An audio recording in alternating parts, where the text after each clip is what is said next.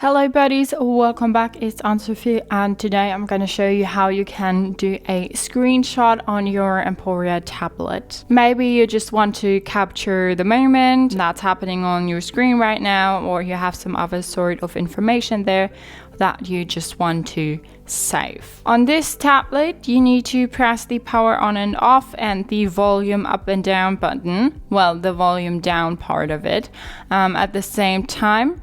And hold for a little longer. It doesn't like make a screenshot directly, and then you have your screenshot here.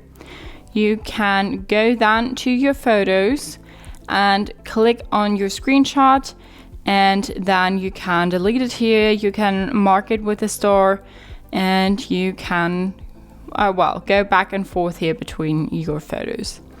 You have some options here. You can say delete, you can set it as a wallpaper, you can share it, you can zoom in, zoom out and rotate it.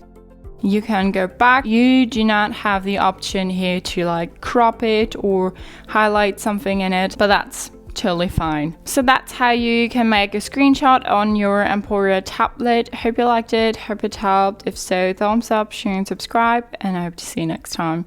Bye.